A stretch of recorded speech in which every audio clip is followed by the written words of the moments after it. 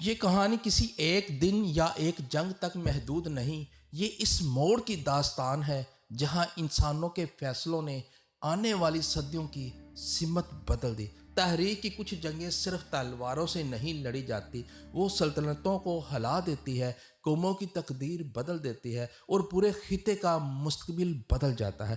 14 جنوری 1761 پانی پت، ایک دن، ایک میدان، ایک ایسا فیصلہ جس نے ہندوستان کی سیاست، طاقت کے توازن اور آنے والے وقت کی راہ ہمیشہ کے لیے بدل دی۔ یہ وہ دن تھا جب غرور، عقل، صبر اور انسانی غلطیاں ہمیشہ کے لیے تاریخ میں لکھ دی گئی۔ 1761 سے پہلے ہندوستان کی حالت بہت خراب تھی۔ مغل سلطنت کمزور ہو چکی تھی، دلی میں بادشاہ موجود تھا مگر اس کے پاس اصل اختیار نہیں تھا۔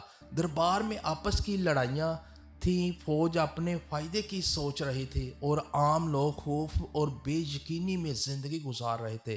جب حکومت کمزور ہو جاتی ہے تو طاقت خود بخود آگے آ جاتی ہے اور یہی موقع مراٹھوں کو ملا۔ مراٹھا سلطنت اس وقت بہت طاقتور تھی، ان کی فوج بڑی تھی، وسائل زیادہ تھے اور مسلسل فتوحات نے ان میں غرور پیدا کر دیا تھا۔ انہوں نے دلی پر قبضہ کیا، شمالی ہندوستان کی طرف بڑھتے چلے گئے۔ گھوڑوں کی ٹاپیں، توپوں کی آوازیں اور فوجیوں کا جوش صرف بتا رہا تھا کہ ایک بڑی جنگ قریب ہے، مگر اس طاقت کے پیچھے سمجھداری کم ہوتی جا رہی تھی۔ دوسری طرف افغانستان میں احمد شاہ ابدالی حکمران تھا۔ وہ جانتا تھا کہ صرف فوج کی طاقت کافی نہیں ہوتی، بلکہ عقل، صبر اور صحیح وقت پر فیصلہ کرنا زیادہ اہم ہوتا ہے۔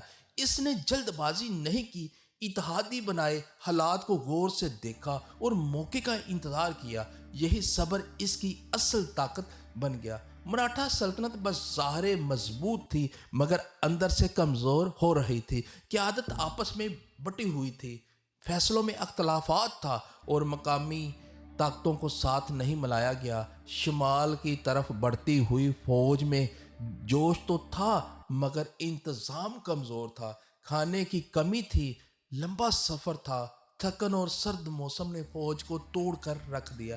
ابدالی یہ سب خاموشی سے دیکھ رہا تھا۔ اس نے اپنی فوج کو منظم رکھا اور دشمن کی کمزوری کو اپنے حق میں استعمال کیا۔ یہ جنگ صرف ہتھیاروں کی نہیں تھی، یہ بلکہ ذہنوں اور حوصلوں کی بھی تھی۔ ہر دن گزرنے کے ساتھ مراٹھا فوج مزید کمزور ہوتی جا رہی تھی۔ مہینوں تک پانی پت کے میدان میں دونوں فوجیں آمنے سامنے رہی۔ مراٹھا فوج انتظار میں تھک گئی، کھانا کم ہوتا گیا اور قیادت کے اختلافات کھل کر سامنے آ گئے۔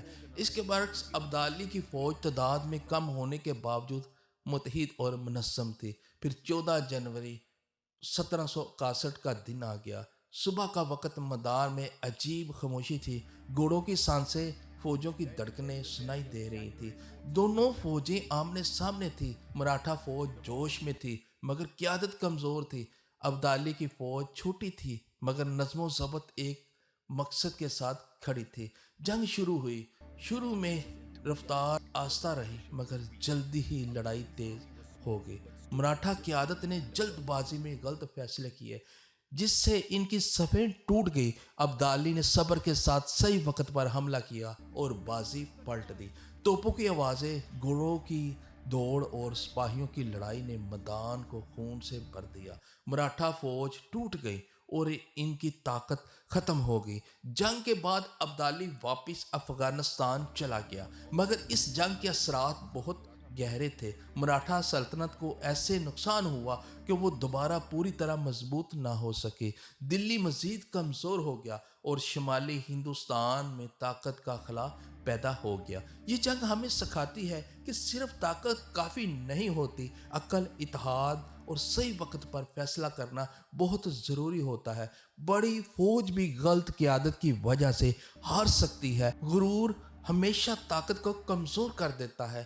پانی پت کی یہ جنگ صرف ایک لڑائی نہیں تھی بلکہ برصغیر کی تاریخ کا ایک بڑا موڑ تھی۔ مراٹھوں کے زوال کے بعد یورپی طاقتوں کو آگے بڑھنے کا موقع ملا۔ اور برطانوی راج کی راہ ہموار ہو گئے۔ یہ کہانی ہمیں یاد دلاتی ہے کہ تاریخ صرف جیت اور ہار کا نام نہیں بلکہ انسانوں کے فیصلوں کی کہانی ہے۔ پانی پت کی جنگ ایک ایسا سبق ہے جو ہر دور کے لوگوں کو یہ سمجھاتی ہے کہ ایک دن اور ایک فیصلہ آنے والی نسلوں کی قسمت بدل سکتا ہے۔ ناظرین کرام، ویڈیو کو لائک، سبسکرائب اور کمنٹس ضرور کیجیے گا۔ ملتے ہیں نیکسٹ ویڈیو